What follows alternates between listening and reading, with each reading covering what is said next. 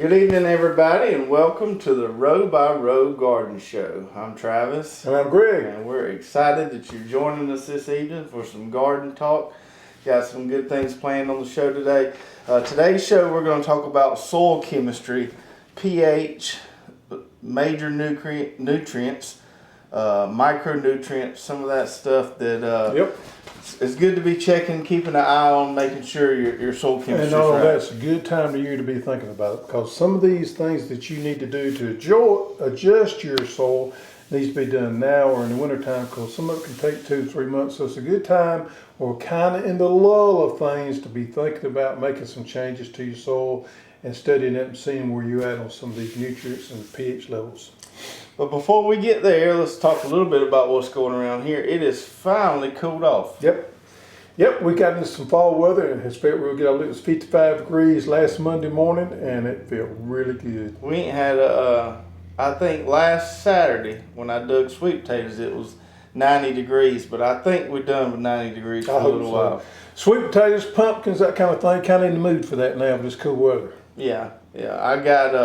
I've got 3 rows done. We put out a video yesterday on Wednesday, digging the sweet potatoes. I still got that 1 row left to dig, and had a good crop. A lot of number ones. Well, the weird thing about mine is I reckon that my vines have not died back any. So I reckon I'm just gonna have to go in there and dig them, see where I'm at. But my vines still look really, really good. Yeah. But it's getting time to dig them, because we're gonna have to be in the frost for long. We definitely want to get them out of the ground before we start having any cold weather. Yeah, if you get a frost, they'll ruin. Yeah. So, and then I showed this on the video, but I'm pretty proud of this guy right here. This wouldn't be what you call number 1. This would be what, number 0? Probably. You can feed your whole family on that one. That's a big old sweet potato right there. I might have got into it a little bit with the fork right there, but it'll heal on over. And that's Covington. Yeah, so Covington, we've done, over the years, we tried Beauregard, we tried Centennial, Covington. Covington seems to do better. Next year we're going to try something different, aren't we? Well, we're gonna put some Covington side by side with some Georgia Jets and give those a try. Yep. So you're gonna dig yours pretty soon. Pretty soon. Okay. And what else we got going? We did another 2-mint tip. I got some cover crop of broadleaf mustard going on. That's starting to come up. Yeah, I'm in the process now of getting my garden cleaned up, and I'm gonna get all my cover crops planted within the next week, I hope. And we got some brassicas in full swing, some broccoli, cauliflower, kale. We got some collards going, and then these guys right here. It's the first. Now these are not new to a lot of people. These have been around for a long time. The first time I've ever grown them. And look how pretty them are right there. Yep. Now the weird thing is folks up north will shell these babies out, but we just, in the south, we've always snapped them. That's the way we cook them and eat them. But you can also, if they get big and mature, you can shell these things out.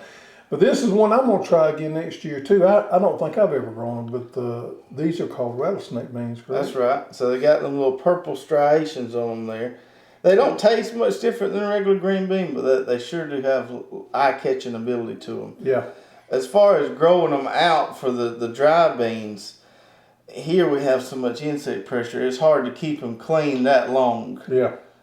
So we end up picking them about this stage right now. here. You posted this on our social media, and a lot of people comment on there they have trouble growing them. So I got a little tidbit here on pole beans. Okay. Pole beans will not put on in hot weather. You either have to grow them in the springtime or in the fall. If you plant them things too late in the spring, it gets hot, they will throw the blooms off. So keep that in mind when you're trying to grow pole beans, regardless of what variety it is. You either have to grow them early in the spring or you have to grow them in the fall. They will not grow in the summertime. They will not put on fruit. Your vines will grow, they'll throw off fruit. Yeah, the blooms will throw off. Get them in the ground in the spring as early as you can. Maybe even, we like to flirt with that last frost date a little bit to kind of push the boundary there. These things have been pretty prolific. They look really good before that hurricane come through, and that hurricane blistered them pretty good. Yeah, you don't have any trouble with curio on them near as much. I don't really know why. Maybe it's because they're so far off the ground, or these are pole beans, or they're not susceptible to it. I'm not really sure, but you don't have near as much trouble with that as we do with the southern pea. Getting stung up. And they growing on the panels, they are a heck of a lot easier to pick. Yeah. than getting you a bucket and scooting down the road. Rattlesnake beans. And my Christmas limas ain't quite putting on yet. They got leaves look good, Yeah. but they're a little slower. Yep, it's time. But it's getting time. It's getting time. Good cool weather. For our tool of the week this week, one of our most popular tools that we sell. Talking about digging sweet potatoes, and we might have did this as a tool of the week before. It merits revisiting. It does merit revisiting. This baby right here won't ever fail you. Nope, made in the USA. And I've been using it digging my sweet potatoes, and you can sure enough get this down in the ground and dig it up. Now the one we sell has got a foot pad already installed on it, which is kind of unusual, but we thought it was really important to have that foot pad on there. And for you lefties out there, you can switch it over to the other side. But we installed it there for right-handed people. And there's 2 bolts on there, and it's a rubber pad, so it's very easy to put your boot on there and step it in the soil because you're going to want to put some pressure on that one. And we've sold a lot of these. Never have we had one fail. Right. And so if you're right-handed, does that mean you're always right-footed? Right-footed, right-handed, right. I think so. Okay. Right-footed people. So you can't be left-footed and right-handed. It could be, but it's not possible. Probable. Yeah. I got you. Yeah. I got you. So check that out on the site. That's if you need a digging fork that you can pass down to your youngins, that's it right there. Yep. All steel construction. And I had to get in there after I dug them sweet potatoes. I had to get in there get old Troy cranked up. I had some boulders in there from where the beds was healed up, and the big old rocks are dried. And I'm turning that over pretty quick. Going to plant some more fall stuff there. Big old rocks in there. Yeah. I had to get in there and clean it up. All right. So one more thing to mention: when we were at the expo last week and had a good response. Good to talk to a lot of people. Talk to a lot of people that watch the show. And if you do watch the show and you really like the show, feel free to if you're watching this on Facebook, click that share button and let all your friends know about it. If nothing else, just comment on there where you're from, because it's very interesting to us to see where all the listeners from out there, because sometimes we may get caught up talking about South Gardening too much. So let us know where you're from, and that'll give us an idea of where everybody's listening from and what we can talk about in the future shows. Yeah, give us suggestions of things you want to see us talk about. Give us your input. There's a lot of you out there watching this, so we want to hear from you. Sure. All right, now let's dig into this week's topic. We'll try not to get too complicated here. We're going to try to keep soil it chemistry, and it can be very complicated. And I may be a little slow. I didn't do real good in certain academic classes. Let's just put it that way. In my younger days, so I have to understand things a little bit different, and that's the way we want to present this today. In case you were a little bit slow, like what they say I might have been, and you don't catch on real quick, I have to understand things in a different format sometimes, and that's what we're going to try to explain this today in an easy to understand format, because it can be made complicated, and by no means do we need or want to do that. That's right. So before we get into the nutrients and stuff, we want to just talk about pH a little bit.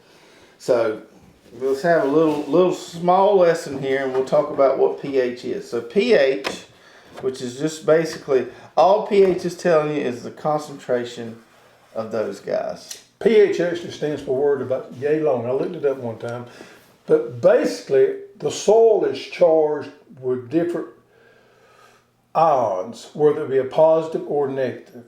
And this basically just measures the charge of your soil. And it actually reacts, where it's at on scale, reacts to different chemicals in different ways. So that's what we're going to try to get to today. Yeah, and these numbers right here, don't let those confuse you too much. The negative just dictates how the pH scale goes, with acidic being more, the lower numbers, basic being the higher numbers. If this negative wasn't here, that would be flipped. And then the logarithm term here is just a mathematical term, because the pH numbers go in tens. So each number change in pH, you're going 10 times higher or lower in concentration. Yeah, so a lot of times, I hear people when I talk to people about the garden and soil sample stuff, they say, well, my neighbor said that I needed to add some lime. I hear that a lot, and I added some lime, yada, yada, yada. Well, that's a big mistake to make because it's very important for you to do your own soil sample and see exactly where you at and then kind of understand what you need to do and take the appropriate action to do that instead of listening to what your neighbor may think. Now, that being said, I'll give you that there are some indicator weeds out there that can indicate certain things that's going on in your soil. But the soil sample is very cheap to do. It's just a matter of getting out here doing it and getting that soil sample, seeing where your actual nutrient pH levels are at, and then adjusting it accordingly. Why I'm saying this is because if you do something off the cuff, just because your neighbor said you need to do it, it can have some very terrible repercussions to you that's not easily fixed. So don't go out there and do something with what your neighbor or your granddaddy said. Understand it for yourself exactly what you need to do, and it's going to pay off huge dividends instead of going on some recommendation of somebody what they think you need. Now, do you have a recommendation as far as taking those soil samples within a certain area? How far apart should each? You want to take more than one sample, obviously, just to have duplicates, so you don't, in case you have any aberrant data. Yeah, a lot of times we'll do that, and then back in the day, what we do, if we had a problem section, what we would do is we'd take a soil sample of that problem section, and we'd take a soil sample of our good section, and we would compare the two. But on your soil sample bags, whether you get it from the university that you live in or a private lab, they got instructions on the back of the bag of how to take the soil sample, and you need to follow those as best you can.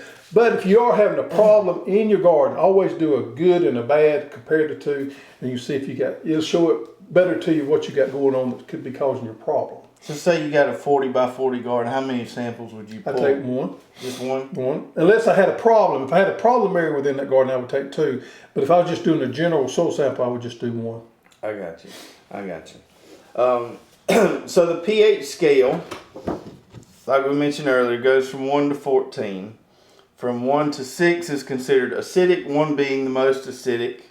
Then from 8 to 14 is considered basic, 14 being the most basic. So something with a pH of 2 has 10 times less those free ions than something with a pH of 1.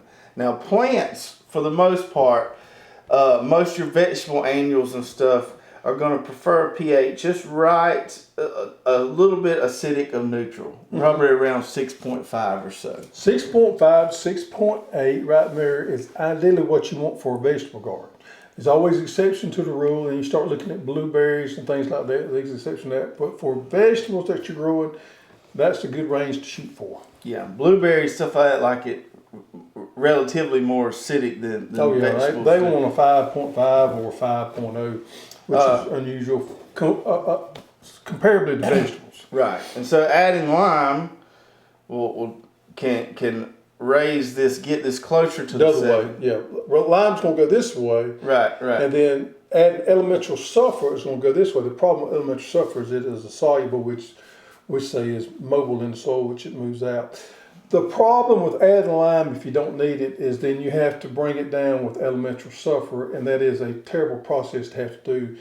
It's easy to raise it, it's very hard to lower it. So if you get your pH out of whack, you got some issues. That's the reason it's important to know where you're at. Right. It's easy to add lime and get stuff to move this way. It's the other way, you back. Excuse me. Easy to add lime, get stuff to move this way. This way. It's easy to add lime to get move this way, and it's not easy to move back this way. Right. And a lot of times if you get the pH too high, you can have that sulfur, but you have to do what they call farm it off as well. Yep. Now, let's just take for granted that you do have a 5.0 and you want to raise it. The best way to do that in a garden situation is with pelletized lime. They make lime in two different formulations. They make it pelletized and agricultural grade. Agricultural grade is a powder formulation. It's cheaper, but you have to have some specialized equipment to apply it. You normally want to get a granulized lime, and then you can put it in a fertilizer spreader. It's something real easy and it spreads out. Normally, if you want to raise from 5 to 6, or what we call that would be a point, from 5 to 6 or from 6 to 7, you want to add normally a ton to the acre. Now let's do the math on that. I didn't do this ahead of time. So a ton to the acre would be how many pounds per thousand? So it'd be 4 pounds per thousand, right? Roughly. Well, 2,000 pounds in a ton. Roughly. Like roughly. 4 pounds per 1,000 square feet would raise the point. Now that's not the exact science, but that's a good rule of thumb to go on with. Right, yeah. And that pelletized is a lot easier to apply. Yeah, you cannot apply the agricultural grade without some huge piece of equipment that's made exactly for that, and it's nearly impossible to do that in a garden type situation unless you put it in the bucket and you hand spread it, and you're not going to get it very uniform that way. So think about the pelletized lime if you're going to raise it. If you got the opposite situation, you want to lower it, you have to go with the elemental sulfur, as we said earlier, and you can do that over a period of time. You have to keep applying it. It's hard to do. I don't really recommend doing it unless you're in a situation where you got to. The blueberry farmers and people like that have to do it every now and then, and but from a garden situation, it's tough to do. All right, so we talked about pH, so let's talk about why. We never really said why pH is important. So pH, your soil pH, that's going to affect the ability of your plants to take in nutrients. And there's certain things that can affect your things we call that do soil acidification. Things like rainfall, adding a lot of fertilizer. Certain crops are going to make the soil more acidic. But if we want that pH in the right zone, that way the plant can take up those nutrients like nitrogen, phosphorus, potassium, and even some of those micronutrients. Yeah, what happens when your pH gets out of whack is those nutrients may be in your soil, but they get tied up and it's not available to that plant. Right. And you can cause some problems. A lot of times when we see deficiencies in a plant, the first thing you want to look for is your pH, see if it's adjusted right. And if it is adjusted right, then you have to apply something to get it into that plant quickly. But the first thing you want to think of, you say, maybe my pH is out of whack and it's tied up and it's there, it's just not available to that plant. Yeah, you don't want to just start adding nutrients to the soil. They might already be there. Yep. You just can't, the plants can't absorb them or take them up. Let's talk about some of the major or macronutrients. Of course, the big three, as we call them. N, K, and P. N, K, and P, the big three. Nitrogen, phosphorus, and potassium. And a lot of times we just say, oh, the plant needs more nitrogen. We think of, oh, we give it some nitrogen, it's going to get real green or whatever. But we don't really think about why it's needing that nitrogen. If we boil it down to the cellular level, nitrogen, plants, all organisms need proteins. Proteins are the building blocks. They carry out a lot of processes in the cells. And then the essential element of a protein, we break it down to the smallest level, it's made of these things called amino acids, which have nitrogen in them. So without nitrogen, they can't. These plants, organisms can't build the things they need to grow. Nitrogen is, by the most part, what we consider being mobile in the soil. It moves very rapidly within the soil and also moves pretty rapidly within the plant. More rapidly than any of the other three major nutrients that we're talking about. And then that's the reason you don't see nitrogen show up on your soil sample, is because they can't measure it on the soil sample. You have to do a tissue analysis to measure the nitrates in a plant. You cannot do it. You can't measure it in the soil with a regular soil sample. And then phosphorus, which is probably the second most important there. If we think about phosphorus is a main component of DNA, RNA. So those cells being able to replicate themselves, that plant being able to grow, got to have phosphorus to do that. Yeah, corn's a prime example of that crop that takes a lot of phosphorus. If you ever get a purple looking on your leaf, then you got a phosphorus deficiency. When I say deficiency, I mean that plant is lacking that phosphorus, whether it be in your soil or not. It's a deficient in that plant. So that's a telltale sign when you see it purpling on the leaves of corn. Phosphorus is one of the three that is immobile. So if you got too much phosphorus in your soil, then you got a problem. And the best way for me to kind of explain this, think about this sponge right here as a part of your soil. Now that sponge can only hold so much water. The soil is the same way, it can only hold so much nutrients there. So if I've got an overload of phosphorus in here, I got a problem. It's taking up room for something else that needs to be in there. And the key here to having a good soil structure and having a good soil is having the right amount of balance of each nutrient in there so that plant can take it. If I got too much phosphorus in this soil, then I'm not going to have room for the amount of potassium or nitrogen that I may need, or one of the other elements there. So what you're trying to do is have the exact exact amount or close to exact amount in that soil of what you need for that particular crop. That's right. And then the last one of the big three, potassium. Potassium is going to be important in opening and closing the stomata of the plants, which are going to allow photosynthesis. Which means to take that the little openings on the leaves. the underside of the leaf. Right. So that's what lets that plant breathe somewhat and take in some nutrients right there. Yeah, and then it's also important in there's a cellular machinery called the sodium potassium pump, which is going to regulate some ions in and out of the cells. Potassium really important for that. So we got nitrogen that is extremely mobile in the soil. It moves throughout really quickly. We got phosphorus, which is the exact opposite of that. Mm-hmm. Phosphorus doesn't leach out. Phosphorus is there. Once you put it there, it's there. The only way you can get phosphorus out of the soil is by farming it, by growing corn or a high phosphorus loving plant to take some of that phosphorus out. And then we got potassium, which kind of meets in the middle of the two between phosphorus and nitrogen. It is classified as somewhat mobile. Mm-hmm. So I ain't gonna say it moves through the soil. It don't bind to the soil as easily as phosphorus does. So it's kind of in the middle in there. On your soil samples, you do see what your potassium levels are there, but it's something that you have to readily re-put into the soils if you have a deficiency of it, because it will move, unlike phosphorus, but not as much as nitrogen. Gotcha. So that covers the big three. We'll probably have to save the micronutrients for another show. We might get into those on a show down the road and talk about the importance of those. The takeaway, in case we confused you, and we didn't mean to, the takeaway here is to make sure you do the soil sample. Mm-hmm. And if you have any problems, heck, I'd be willing to talk to you on the phone. If you need some help dissecting the soil sample, you can call us and we'll try to talk you through it. Or you can kind of try to figure that yourself. The key here is to understanding yourself exactly what kind of soil you got and what it needs. Mm-hmm. That's right.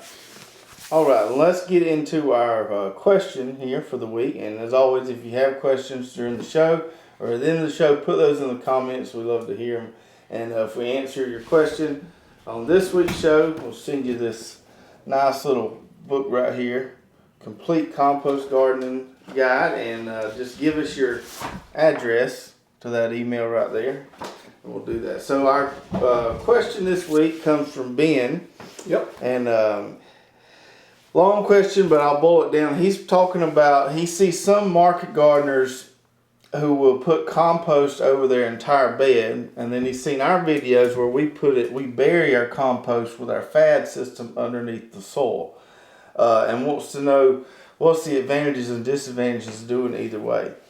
Well, one of the main things you need to understand about compost is and I see this on a lot of YouTube videos, a lot of people out there are using leaf-based compost that is not very high in nitrogen. Okay, we're using manure-based compost, and a lot of theirs they're using is food, leaf litter, stuff like that. Carbon-based. Yep.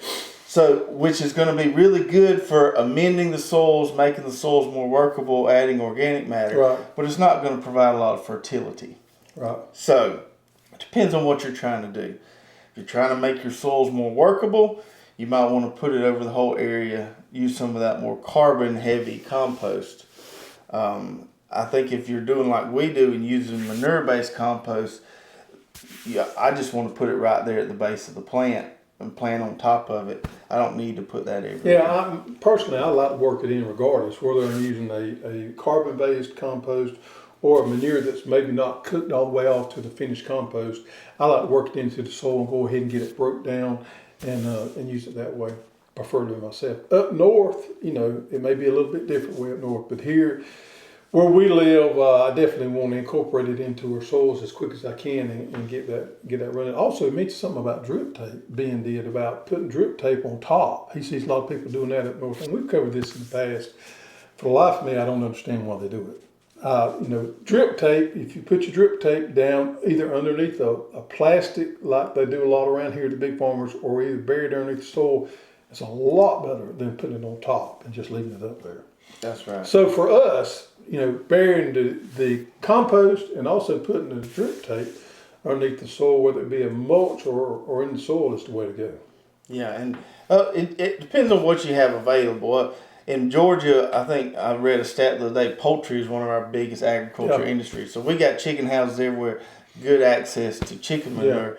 You may not have that. Your compost in your area may be more carbon based. So it just depends on what you have available. Yeah, work with what you got.